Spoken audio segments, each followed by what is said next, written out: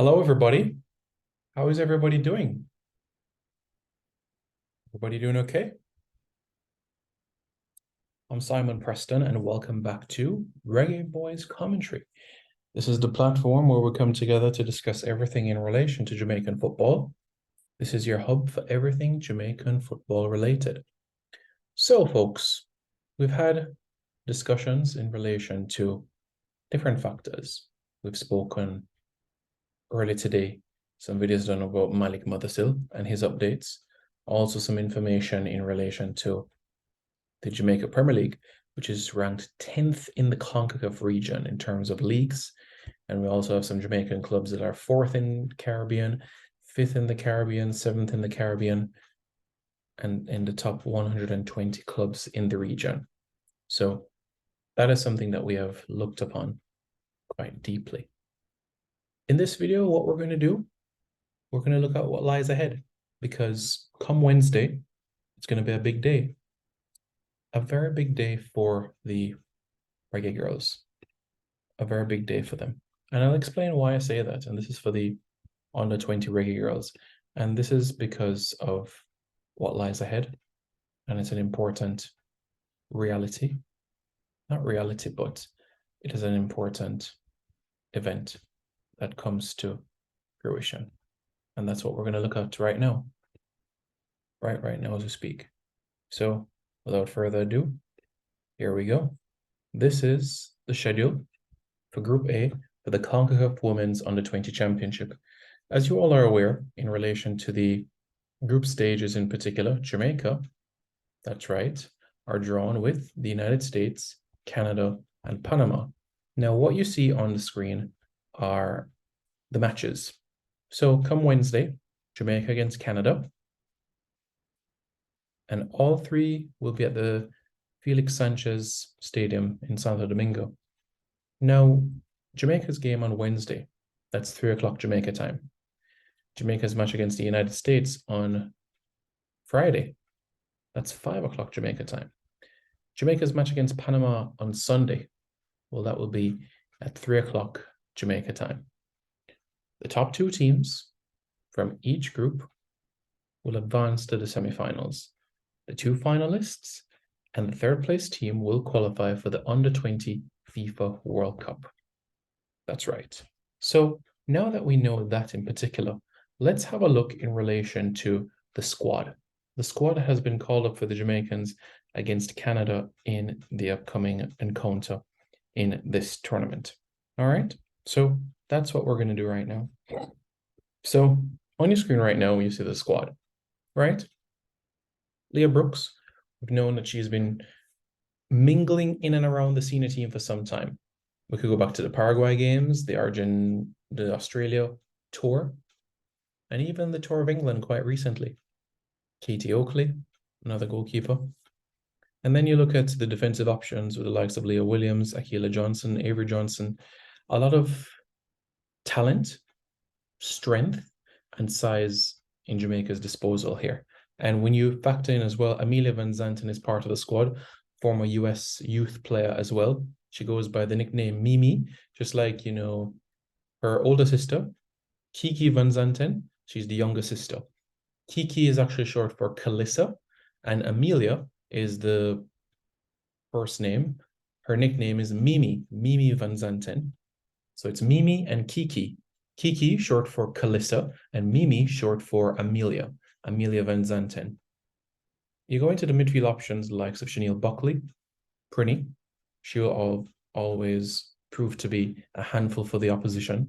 Destiny Powell, Unilu from West Bromwich Albion. She carries size as well and very good with dead ball opportunities in terms of the finishing aspect of things.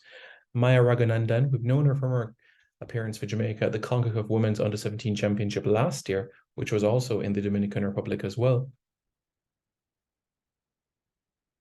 She is a team player, finds space for her teammates, and even when she might be in situations where you might think a player of her ilk would shoot, she makes the extra pass, it surprises the opposition, and the player who she passes to has time and space to be able to shoot.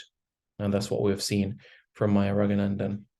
And the attacking line, lots of options, the likes of Tiny Seaton, Davia Richards, Natoya Atkinson. There's plenty of options to bear in mind for this game in particular. And many people may ask, what was it like in terms of the group stages, in terms of the preliminaries of the tournament? How did that pan out?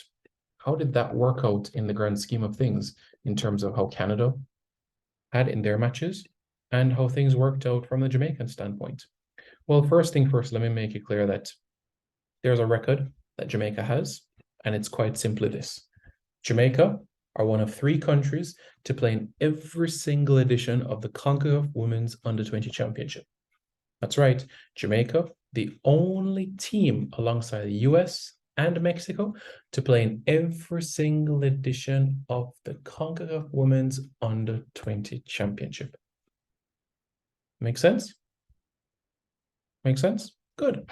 So now that we have that sorted, because Jamaica's played in every one from 2002 on Trinidad and Tobago to present, every single championship. So the qualifiers, let's look at how Jamaica did in Group E. Jamaica took on Anguilla, won by 6-0, then defeated Bermuda 2-0, and then defeated Honduras by 2-0.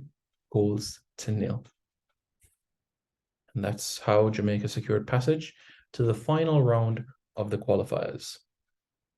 A lot of different scores, especially in the game against Anguilla. Richards gone on the score sheet.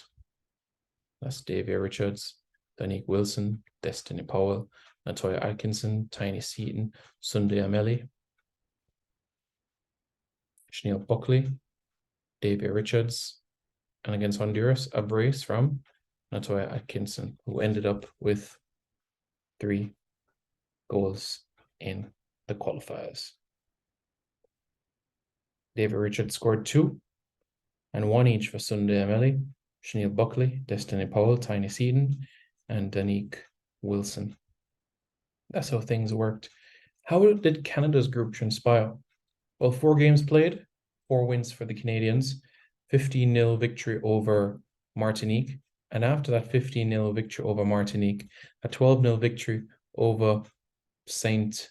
Vincent and the Grenadines. And then a 4-0 victory over Cuba, and then a 9-0 victory, 9-1 victory rather, over El Salvador. 40 goals scored, 1 goal against. Jamaica didn't concede a single goal throughout the course of the qualifiers at this point in time. So let's talk a little bit about the Canadian standpoint. Now, Nia Rose, born to Jamaican parents, she's one player in the setup that has Jamaican heritage, and also Amanda Allen, another player as well with Jamaican heritage within the roster. And these are just a few individuals in the squad that have Jamaican heritage part of their roster. We could also talk about Maya Archibald. We could also talk as well about Renee Watson as well as other individuals.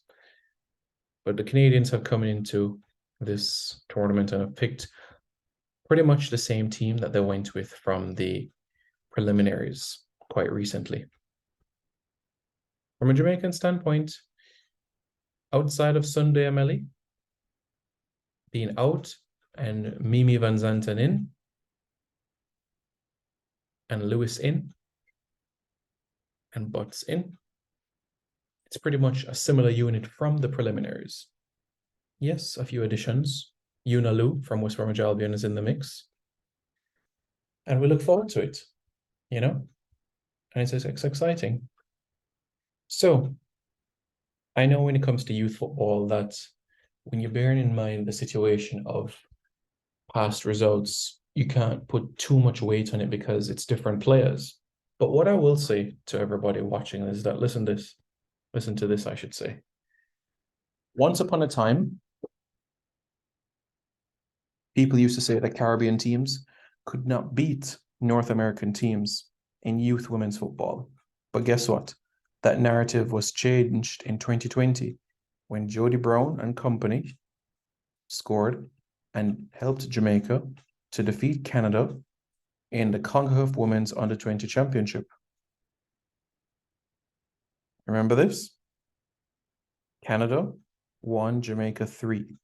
The first time that Jamaica was defeating a North American team at under 20 level, the first time a Caribbean team was defeating Canada at women's under 20 level, first time Jamaica also defeating Canada as well. Jodie Brown, Jasmine Frey, and Lacey Murray. Those three were on the score sheet as Jamaica recorded a 3-1 victory. What else? Jamaica also topped the group. And guess what? At the CONCACAF Women's Under-17 Championship, where a lot of these players are coming from last year, especially from the Canadian standpoint, do you know what was the score in that game? The score was 1-1. Canadians equalized after Jamaica took the lead. And Jamaica got a point from that game. No more can we say we've never defeated Canada, because that's not true. We've defeated Canada, we have experience to do so. So regardless of how many goals Canada scored in the group stages, we should certainly be holding up our hands and say that we're going to go toe to toe with you and we're going to do our best. Enjoy yourself, ladies. Enjoy yourself. You're playing against Canada, the United States, Panama, potentially semifinals and a final or third place playoff. We have to tell ourselves that we're going to play 5 matches. 5 matches, 3 in the group stages, a semi-final, and a final or third place playoff. That's the conversation that we should be telling ourselves. So it should be one of excitement. In the other group game, the United States will face Panama. That's what happens in the other group game. Now for me, heading into this game in particular, my full trust, support will be behind the Jamaicans. And that's why I'm going to go with Jamaica 2, Canada 1. In French, Jamaïque 2, le Canada 1. Je sais, le français, c'est très bien en français, parce qu'au Canada, le français, c'est le 2e langue pour les gens au Canada. Anglais, c'est numéro 1, français, c'est numéro 2, et l'espagnol est numéro 3 au Canada. Pour moi, l'équipe Jamaïque, c'est un pays anglais, mais il y a beaucoup de passion et bonheur dans notre équipe de Jamaïque. That's what I feel. And hopefully you guys understand that as well. Okay, guys, thank you very much for tuning in. I greatly appreciate it. If you guys haven't already, I encourage you to hit the like button. And after you hit the like button, to hit the subscribe button to Reggae Boys Commentary. Okay, guys, thanks for tuning in, and more content to come your way soon. All right, speak soon.